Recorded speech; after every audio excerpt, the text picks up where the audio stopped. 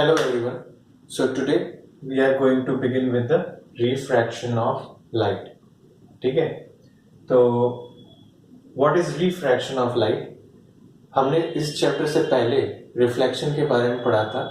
Reflection के अंदर हमने ये पढ़ा था कि reflection is bouncing back of light, यानी कि लाइट एक बार फॉल होती है and it reflects back. Bouncing back light का होना, बाउंस लाइट का होना. ठीक, हमने ये पढ़ा था. Now we are going to study in refraction bending of light. ठीक है, that is why we have written here is bending of light. Light का bend होना, light सीधे जाती है, right? But सीधे जाते जाते वो bend हो जाती है. bend कब होती है? जब वो एक मीडियम से मीडियम 1 से मीडियम 2 में एंटर होती है, तभी bend होती है. तो ये बेंडिंग क्यों होती है, क्या रीजन है इसके पीछे, वो हम इस चैप्टर के अंदर डिस्कस करते हैं. तो this is our second part of light which we call refraction of light. तो इसकी डेफिनेशन बन जाती है bending of light when it enters from one medium to another medium. एक से दूसरे मीडियम में जाने के टाइम पे जो बेंडिंग होती है that is known as bending of light और रिफ्रैक्शन. ठीक, सेम टू सेम टर्मिनोलॉजीज हम यहाँ यूज करने वाले हैं. This ray is again your incident ray. This is again your normal perpendicular to the surface. ठीक है, and this is your refracted ray. पहले वहां पे reflected होता था, but now it is a refracted ray because refraction is happening. तो refracted ray, I will be your angle of incidence, R will be your angle of refraction. ठीक है, refraction. अब हर जगह रिफ्लेक्शन की जगह रिफ्रैक्शन से हमको रिप्लेस कर देना है. अब आखिर ऐसा क्यों होता है? व्हाई बेंडिंग अकर्स, बेंडिंग होती क्यों है? What is the cause of refraction? Refraction occurs due to the change in the speed of light when it enters from optically rarer to optically denser medium. ठीक है, rarer का मतलब होता है हल्का मीडियम, यानी कि जैसे कि लाइट जो हल्का हो, जो भारी ना हो. ठीक है, एंड डेंसर का मतलब होता है भारी. ठीक है, फॉर एन एग्जांपल नीचे में मानो पानी है और ऊपर हवा है. ठीक है, एयर एंड वाटर. ऑब्वियसली मुझे पता है एयर हल्की है एंड वाटर भारी है. ठीक है, तो इस तरीके के जब भी दो पेयर इकट्ठे होते हैं तो एक हल्का मीडियम होता है और एक डेंसर मीडियम होता है, दो पेयर क्रिएट हो जाते हैं. सिमिलरली अगर मैं बात करूं वाटर और ऑयल, तो मैं अच्छी तरह जानता हूं ऑयल फ्लोट करता है वाटर के ऊपर, तो मैं ये कहूंगा ऑयल हल्का है एंड वाटर भारी है. ठीक है, इसीलिए हल्का और भारी मीडियम यहां लिया गया. हल्के को हम लोग बोलेंगे ऑप्टिकली रेयरर एंड भारी को हम लोग बोलेंगे ऑप्टिकली डेंसर.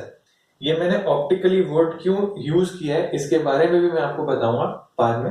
ठीक है, अब जब भी ऐसा कुछ होगा कि मीडियम बदलेगा तब due to change in the density of the medium, because हम जानते हैं एयर के अंदर मॉलिक्यूल्स दूर दूर दूर दूर होते हैं, बट देन वाटर के अंदर molecules are little bit closer than gas और एयर. ठीक है, तो जब मॉलिक्यूल्स ज्यादा पास होते हैं तो what happens is there are number of collisions and those number of collisions are increasing because of more number of molecules present in a denser medium. क्योंकि डेंसर मीडियम में ज्यादा मॉलिक्यूल्स होते हैं तो वहां पे नंबर ऑफ कॉलिजन्स ज्यादा होते हैं, एंड बिकॉज ऑफ ज्यादा number of collisions the speed of the light changes, और मैं कह सकता हूं कि डिक्रीज होती है. फॉर एन एग्जांपल, अगर एक कोई स्मूथ रोड है तो मैं उस पर बहुत स्पीड से गाड़ी चला सकता हूं, but then if there is traffic on the road I have to apply brakes again and again and that will slow down my speed and will also take more time to reach my destination. Right, तो same to same principle यहाँ पे light के साथ लग रहा है कि जब सेम मीडियम में रहता है, हल्के मीडियम में रहता है तो लाइट बहुत फास्ट चलती है, जब भारी मीडियम में लाइट आती है तो वो स्पीड उसकी स्लो हो जाती है. राइट, इस स्पीड का जो डिफरेंस जो आ रहा है लाइट के अंदर जब वो भारी मीडियम के अंदर आती है, तो हमें अगर पता लगाना हो कि स्पीड कितनी कम हो गई तो कुछ स्केल होना चाहिए, कुछ ऐसा कुछ मेजरमेंट होना चाहिए जिससे कि मुझे पता चल जाए कि अब स्पीड ऑफ लाइट इतनी हो गई होगी. तो इसके लिए हमने एक टर्म बनाई है दैट इज रिफ्रैक्टिव इंडेक्स. ठीक है, रिफ्रैक्टिव इंडेक्स का बुक्स के अंदर सिंबल आपको म्यू इस तरीके का यू मिलेगा एंड एन लेटर मिलेगा, लोअर केस वाला एन लेटर. ठीक है, it is basically ratio of speed of light in vacuum to that of in medium. ठीक है, अगर मैं इसको फॉर्मुलेट लिखना चाहूँ तो इस तरीके से लिख सकता हूँ, mu is equal to speed of light in vacuum upon speed of light in medium. अब हम अच्छी तरह जानते हैं कि speed of light in vacuum जो होती है वो होती है 3 इंटू 10 की पावर 8 एंड ये फिक्स होता है, राइट। और मीडियम के अंदर हमें निकालना पड़ सकता है और म्यू हमें क्वेश्चन में गिवन रहेगा। तो जस्ट सिंपल है, speed is equal to distance upon time, ठीक है। तो स्पीड आपको गिवन है तो ये भी क्वांटिटी आपको गिवन है तो आप ये फाइंड आउट कर सकते हैं, राइट, इस तरीके से। Now next is just it is just a scale which is used to tell us how much the light speed will be reduced, ठीक है। इतना सा बचाने के लिए हमें इस्तेमाल किया जाता है and the same formula is written down same to same, ठीक है। म्यू इज द सिंबल, इसको म्यू बोलते हैं इसलिए MEW इसको लिखा जाता है एंड दोनों सिंबल्स हम यूज कर सकते हैं, there is your choice. It has no unit, इसकी यूनिट नहीं होती क्योंकि ऊपर भी स्पीड है नीचे भी स्पीड है, they both units get cancelled and hence there is no unit. Simple सी बात है, हम अच्छी तरह जानते हैं वैक्यूम के अंदर स्पीड 3 है, मीडियम के अंदर ऑब्वियसली स्पीड 3 से कम होगी, तो ये रेशियो जो है यानी कि म्यू की वैल्यू जो है it is always greater than 1। इसको नोट कर लीजिए, हमेशा v की जो वैल्यू है नीचे वाले मीडियम की जो वैल्यू है 3 से छोटी होने वाली है।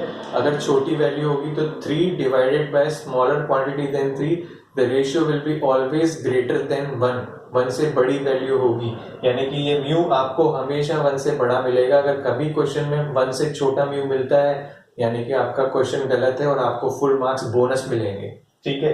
तो ये 1 से कम नहीं हो सकता, ठीक। तो अच्छा, कोई ऐसा मीडियम हो जिसमें जो स्पीड ऑफ लाइट है वो 3 इंटू 10 की पावर 8 हो, यानी कि मैं v की जगह 3 इंटू 10 की पावर 8 डाल दूं तो म्यू की वैल्यू कितनी हो जाएगी 1। तो ऐसा मीडियम जिसमें स्पीड ऑफ लाइट 3 इंटू 10 की पावर 8 होती है वो है एयर, ठीक है। इसीलिए स्पीड ऑफ लाइट वैक्यूम की लिखो चाहे एयर की लिखो सेम होती है, ठीक है।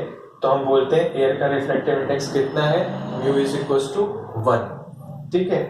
तो हमने यहाँ पे लिखा है जैसे जैसे म्यू बढ़ेगा वैसे वैसे v घटेगा, because mu is inversely proportional to v, mu is inversely proportional to v। जैसे वहां पे लॉज ऑफ रिफ्लेक्शन थे वैसे यहाँ पे भी लॉज ऑफ रिफ्रैक्शन है। लॉज ऑफ रिफ्रैक्शन ये कहता है कि इंसिडेंट यानी कि ये वाली जो रे है incident ray and the normal this रे एंड द रिफ्रैक्टेड रे, ये जो रिफ्रैक्टेड रे हो रही है ब्लैक एंड दिस ब्लैक, ठीक है, they all lie on the same plane. Same plane का मतलब होता है अगर ये बोर्ड पे है ये भी बोर्ड पे है तो तीसरी भी बोर्ड पे ही रहेगी। It will not go outside the board और इनसाइड द बोर्ड, ठीक है। It will remain in the 2D same page पे रहेगा, ठीक है। Second is very important and the Snell's law, ये बहुत अलग है और ये बहुत डिफरेंट भी है। फर्स्ट वाला कॉमन था, सेम टू सेम लैंग्वेज है इसलिए कुछ ज्यादा टफ नहीं है, but the second one is very important. Second rule ये कहता है सपोज ऊपर वाली जो मीडियम है ये बाहर वाला, इसका रिफ्रैक्टिव इंडेक्स n1 है, नीचे वाले का रिफ्रैक्टिव इंडेक्स n2 है, देन स्नेल्स लॉ ये कहता है कि बाहर का रिफ्रैक्टिव इंडेक्स लिखो इनटू बाहर का जो एंगल है उसी के साथ में मीडियम के साथ वाला एंगल जो है उसका साइन से मल्टीप्लाई कर दो, साइन आई, ठीक है, इज इक्वल टू अंदर का रिफ्रैक्टिव इंडेक्स लिखो, अंदर में जो एंगल है उसका साइन आर लिख लो।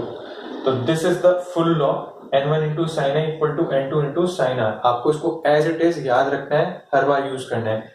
वैल्यूज बहुत इजी मिलेंगी, साइन 60 डिग्री मिलेगा, साइन 30 डिग्री मिलेगा, साइन 45 डिग्री मिलेगा, साइन 90 डिग्री मिलेगा, सारी इजी वैल्यूज मिलेंगी। तो साइन की टेबल आपको इसके लिए याद करनी है, ठीक है, बहुत इंपॉर्टेंट है। अब जब ये लाइट रे ऐसे अंदर जाके बेंड हुई, ठीक है, इस तरीके से ये बेंड हुई है, देखा आपने, ठीक है, तो कई बार आपके दिमाग में ख्याल आ सकता है कि बेंड नजदीक क्यों हुई, दूर भी तो हो सकती थी, ठीक है। तो मैंने इसको मेजर करने के लिए, इसको कंपेयर करने के लिए कि कितना बेंड हुई, मैंने एक रेड से लाइन बनाई है। दिस इज द ओरिजिनल रे, ये ओरिजिनल रे है जो आ रही है। इस ओरिजिनल रे को आगे अगर बनाता हूं तो रेड से बनाता हूं, ठीक है। इस रेड लाइन से ये वाली जो रिफ्रैक्टेड रे है कितना खिसक चुकी है, वो इतना खिसक चुकी है। दिस इज द एंगल, ठीक है। इस एंगल को हम लोग नाम देते हैं डेल्टा, ठीक है, ये रहा डेल्टा। इसको बोलते हैं angle of deviation, angle of भटकना, कि कितनी वो भटक चुकी है, and del is equal to i minus r. जैसा कि डायग्राम में देख सकते हैं टोटल आई है और ये आर है, तो it will be i minus r, where n1 and n2 are the refractive index of the two mediums. Right, एक बार आप स्क्रीन को पॉज करके दोबारा देख सकते हैं. If there is any problem please let me. Thank you.